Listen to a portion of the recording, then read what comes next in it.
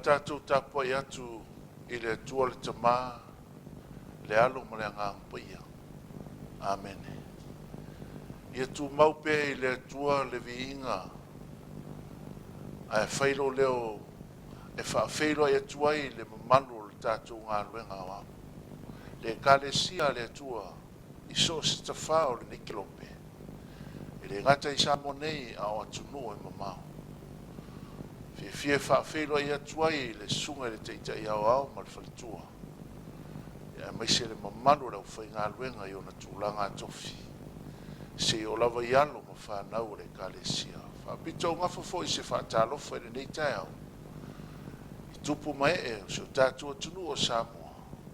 Ta māti nā uso ma tua whawhine. Whai on whaafonga mai le nei sauninga. O le Leoleo Taeao i le nei Taeao mātango fie. A talaina le sauninga o le Leoleo Taeao i le viinga o le tua. Ua saunia.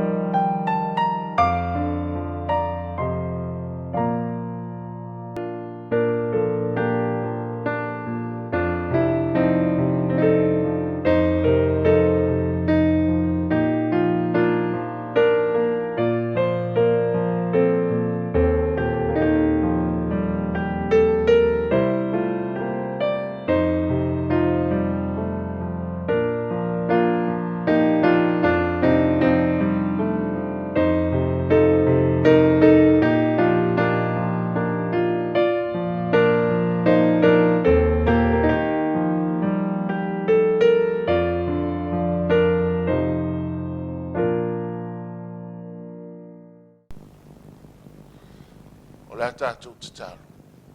Lo mātou tamae o i le langi. A vea lau fionga o se whaasiri ngā mānosi.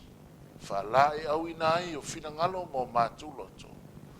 Ia ma whai ona pai atu ia ai o loto mo whina ngalo. Sauni ai mātou mo le langi ma le ola e whaavau. Whaamuni e lau upu la whorafulaina le nei Taeao. Ia hi o tuai mea uma le viinga o lau fio, nei maso uma o le whaavau lava.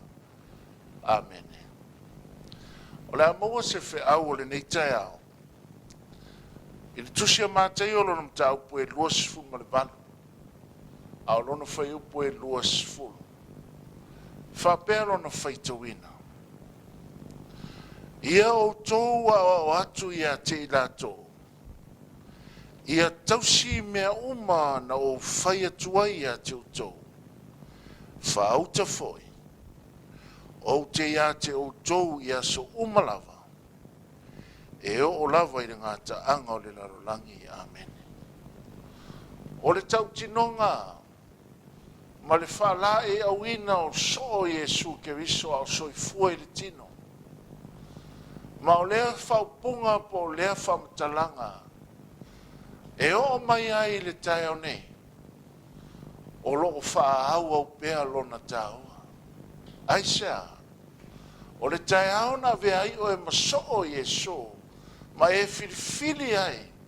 O le aso i fua Iesu ke riso i losa i fua.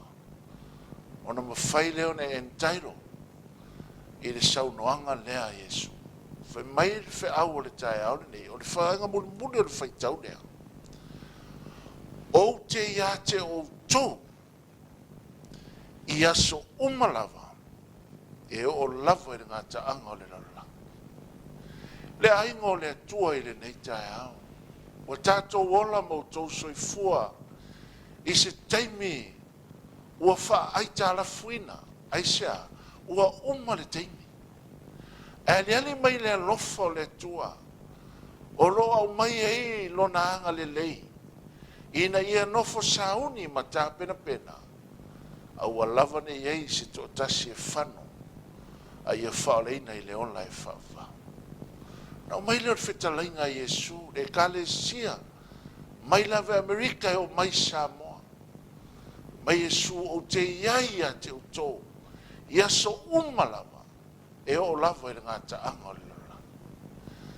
Taeao le nei, te muna o te whasoa ia te oe le whamaoni o le atua.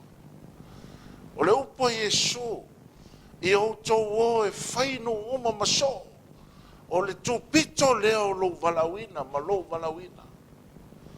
No whai maile o le vahenga lea peo na vea ma mau o tū o le Taeao nei. I o tō wa o hao atu. Ina ia mawhaina tau sia e tangata, mea lava na o whai atua. Le fionga pa ia le atua, o lo ta oto ai le fina ngalo le atua, o lo whata tia ai le halo le manuia, le ana ma vai ai Iesu, tusi o ma Ioane no mtau po sifuru ono. Fe mai feu pa tolu tolu, o whai atu nei mea ia te utou, ina ia utou mau ai le manuia. A ia utou loto te tele, e maua utou e puapuanga, a ua o manu ma lo i le lala. Se ma vaenga ola, o lo soi fua pea, e iei whawhita uli, e iei puapuanga, whamai o lo vesi e le lalangi e whamai o ti le aso. Ai whamai le tua ia utou loto te tele, ai sea, o te iaia te utou, o manu ma lo i le lala. Le man malo lana e man malo ai le kalesia, man malo ai lo ainga, e man malo ai ta ngata te totas. Tolu nei mau te fio mai ele nei Taeao, e whao popo e whiau o le Taeao nei. O le wha mauninga lea. Whe mai le tusia paulo ia e fesom ta upo e tolu. A olono whai upo e luas fulu. O le whamtalanga lea la apostolo te fio whaitawina ele nei Taeao. Ia te ia o le na te mawhaia, o na whaia o mea uma, e whaasiri lava i mea tātou te ole atuai, ma mawhau ai, e tusa ma le mana o loo matuanga lue te tonu ia te i tātou. Iesu le na whetalai o te iaia te utou, whe mai o ia lea, na te mawhaia, o na whaia mea uma, e whaasiri ai me ole atua i lana whanau. E le ngata o me ole ai lana whanau, a o me mawhau ai. O na leile se me te popole pe te atua tu vale ai, i me ole nei o langa, pe a whai e te tali tonu, o lo soifua i ke riso i te tonu i ate. Langa o le kondisi e lewa mai, e whaia me uma, e tusa ma le mana, le mana o le tua lenga lue ia te oe. A moso te mea whaitau i whai upu, su fitu, su valu, su iwa. O lo whamatala mai e le ki ato. Whe mai ia nofo mau ke riso. E alana lu ese le mana ma oe, wa le ai ke riso. Wa malu e lue lo whatua tua. Whe mai ia nofo mau, ina ia maua ai le whatua tua, ma whawai ina i le alofa. Tau sirfia, le ainga o le atua. Ao ina mawaa lo whatua tua. Se e whawai le alofa me te whaiol ngā lenga le atua. O lau o nanga e whawai le alofa. Aisea, wa mau le whatua tua. Na whamaila le whai Pese Fou ma le vana. Ia o tau i loa le lei, le loloto ma le lautele, o le alofa o le atua. A o ne lana e alofa, ma matua mau lo whatua tua. po a whawhita uri, o a me o mai o ngā ruenga, tu tono a inga. E whaavaea I lea lofa me oma. Aisea, wa e loa lea lofa o le tua. Wha mai leo mau leana, wha mawhaina nei. Wha mai leo upara apostolo ia lea, na te mawhaia o na whai me oma. Pe a whai e mausa li lo tātou whātua tua I le tu. Ma whaavaea I lea lofa. O lesi mau te mana I fia whaongai. Mo mole yo ane no nam ta upu e lua. A rono fai upu e lua sifu ma le lua sifu ma le tolu. Mo mole yo ane no nam ta upu e tolu. A rono fai upu e lua su lua ma le lua su tolu. O mea uma fo I tātou te ole atuai, e maua mai a te ia. A wa tātou tausia na polo inga. Tātou te whaia fo I mea le lei o na ronga. Tau tino Iesu, whai mai o mea uma, e hala la apostolo Ioane, o mea uma tātou te ole atuai, e mua mai a te ia. Ina wa tātou tausia na polo inga, ma whai me le lei o na loma. Ai a mainga polo inga, whai mai whai poe lua tolu, o le nei fo ina na polo inga, ia tātou whātua, tue le SUAFA o le alo Iesu ke wiso, ma ia tātou whai alfani. Le aingo le tua. So se mea te manao ai. So se mea manao mie lo ainga le kalesia. Taimi o whaingata. Whe mai e maua mai. Pe a whai tātou te tausia na polo inga. Ma whai me le lei. Se an me te whai me le angai. Se whai me le lei. A le tausinga o le polo inga. O lo whātua toa. Le ana wha maunia mai e paulo ia e feso. Ia matua maua. Whātua tua o le tali tonu. Whape il te leo lo tali tonu. Pe hao ele aso e whamalusia ele sa. E te tali tonu. E a apa mai e su e la vea ioe. Whātua tua e lo nalo. Tali tonu ia Iesu. Ele te leo lo tali tonu taluna e lotu. Whe mea lava tātou te ole tuai. E maua mai. Aisea, whe mai whea o le tae ole. O te ia te o tau ia soma. E o lava e ngā taanga o lala. O na leila se mea tātou te whewhe pepo pole ai. O lo iei e su ia te I tātou. O le maenga muli o le whea o le tae ole nei. Salamo e tōru suma fitu whea upo e wha. Whe maile upo le tua. E ala maila nau ono o tāwita. Ia e fia lava oe ia Iova. Ona fo ina maile Iova o mea manao ia ilo lotu. Le aingo le tua. Ia e fia ia Iova. Fia ia Iova. Tele tātou sau sātani e whawe vesi mai mea o leo ngā luenga o lea mea ma lea mea. Te ita I lea tangata. Te ita I whaiwhi au, te ita I toina, te ita I lese uso auna. Ai whai ulau whai unga. Te whaasanga tau e ngā luenga le tu. Alo whi au le whi mai ia e fia ia Iova.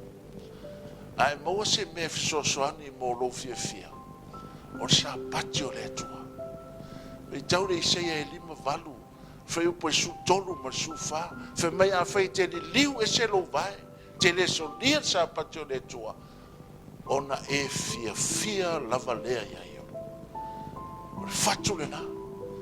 Mai lo tawita ia e fia ia Iova. Ona foa I mai le Iova. Mea uma e manao ia ilo lotu. Ai sea. Ua tau tino Iesu le tae ale. SISDAC. Mai Iesu o te iaia te utou ia sa uma. E o lava I ngā taanga o le lalangi. Amene. Lo mātou tamae o I le langi. Whaftai le nei tae au mātou whalongo ai mara whai mai lo nuu. E ala I lau fionga. Ma wha maunia I o mātou loto. E te re tu lafo ina lau whanau. Whaftai lau whitalenga manino. E te iaia te I mātou ia so umalawa. E o lawa I ngā taanga o le lalai. Wha manu e lo nuu I lo whafo ma leo whale le nei tae au. Manu e lo teitai o lau ngā luenga. Manu e sa mo umo whainu whaafonga mai lo leo le nei tae au. Ona o Iesu wa ole mo mātou te talo tuai. Amen.